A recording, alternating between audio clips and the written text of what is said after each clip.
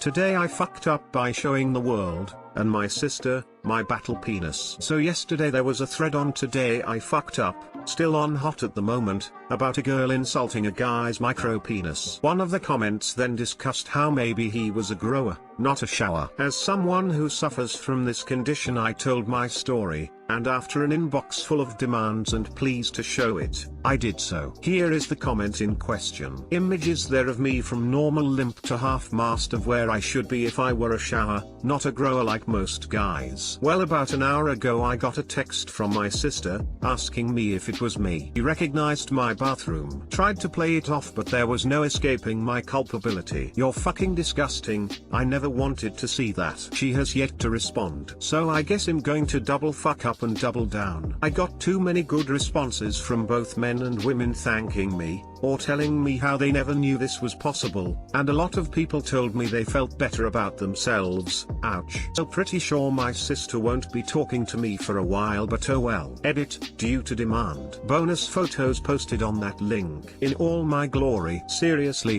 where were all you people who want to see my dick when I was in high school? Becca, for the love of God don't click it. TLDR, fucked up on a Today I Fucked Up, showed the world my battle penis, scarred sister for life, going double or nothing. My new username is /u/battledictdave.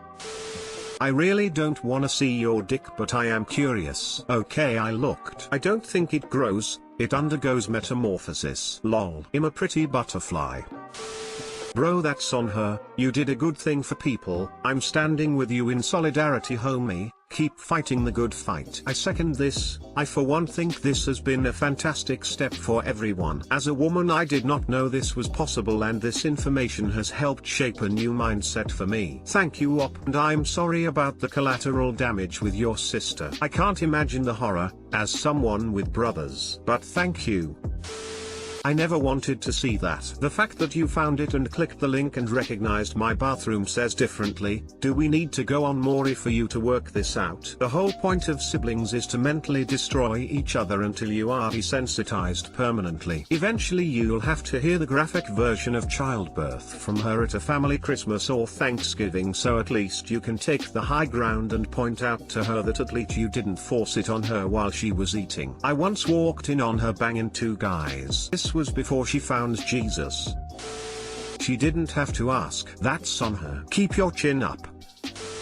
That's her own fault. Looking at random nudes on the internet comes with the risk of recognizing someone. Don't think too much about what she said.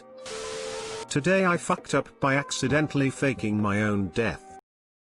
This one is hot off the press, ladies and gentlemen, and it's a long one. I'm up at our family's cabin in northern Michigan waiting out the virus in a small town. My brother-in-law and I were ice fishing this afternoon as the stores are becoming empty and Mother Nature is very generous with fish in our lake. For those of you that don't know a lot about ice fishing, let me clarify something about a frozen lake. Right now the ice is thick, 8 to 10 inch sheets. Throughout the day, the sheets will crack from the sun, then refreeze overnight. The cracks make a demonic noise that scares the hell out of you when you're sitting there in the silence. The cracks won't break all the ice underneath you unless you're trying to drive a bulldozer across the lake. With that said, I was FaceTiming my uncle to show off our buckets of fresh perch. My uncle doesn't know much about frozen lakes and is scared we'll fall in. While talking, I mentioned that we've been hearing cracks this afternoon. In the middle of our conversation, I turned my phone to my brother-in-law and I guessed that the motion combined with my numb hands caused my phone to slip out. I reactively screamed as my new device slid into the hole, never to be seen again. Jumping into action,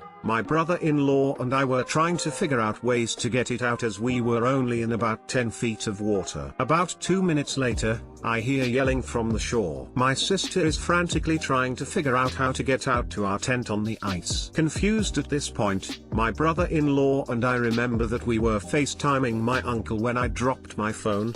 He called my brother-in-law, but we were too preoccupied to answer. We later learned that the combination of telling him about the cracks, The scream, and my phone going underwater and disconnecting caused him to believe we fell in. We came out of the tent, consoled my sister, and called my uncle, who must have lost 5 years off his life from the whole situation. I'm now sitting here, on my laptop, trying to figure out ways to get a new phone before my state locks us down. But first, I had to tell Reddit. Too long didn't read. I told my uncle the ice was cracking, dropped my phone in the fishing hole, and he thought I was dead. Edit, thanks for all the advice and wishes, haha. Also, here is the sound that the ice makes when it cracks. But first, I had to tell Reddit. I see you got your priorities right, lol. Damn straight. People laughing at my pain sitting in a phone store. Amazon still sells phones online, but you likely won't be able to get any rice to fix your old phone if you ever recover it. Good luck, my dude. Thanks, frown. Some thick ice, huh? With a nice wet hole apparently too. What happens on the lake stays on the lake.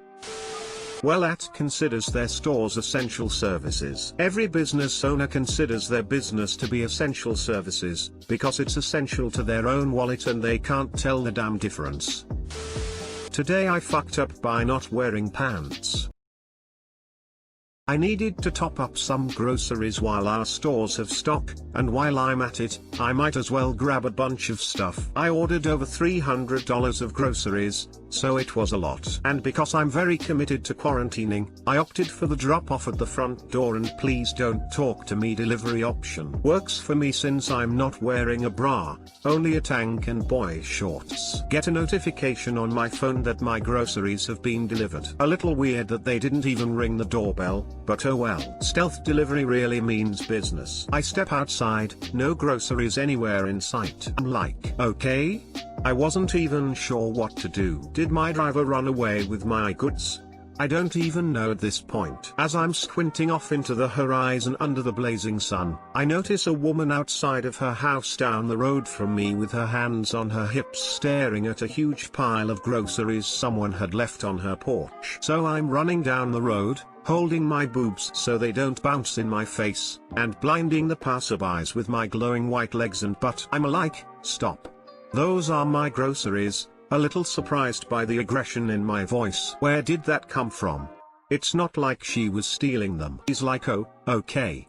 I'll help you bring them to your door. Her teenage son helped too. It took the three of us 3 full trips to get everything to my house, with my bum hanging out and my boobs dragging on the ground. I know they were wondering how it's possible someone could be so white that they're almost translucent, and still have an ass even whiter yet. I get home, thank her and her son for their help, and apologize for the mix-up. She eyes my Oreos, and comments how she wishes she had some Oreos. I probably should have offered them to her for helping, but I didn't. I need Oreos. We're in a global pandemic, hello. I'm sweating like a man, boobs chafed from dragging on the sidewalk because of my lack of bra, and mortified my entire neighborhood has now seen what I look like without clothes on. I get inside, see my phone has a million missed calls from my husband and a message saying, answer me. 7-year-old son's name is crying and says you were kidnapped. I find my 7-year-old hugging my 2-year-old hiding in my room, both crying. 7-year-old said he saw me being taken down the road in my underwear with 2 people he had never seen before. So now,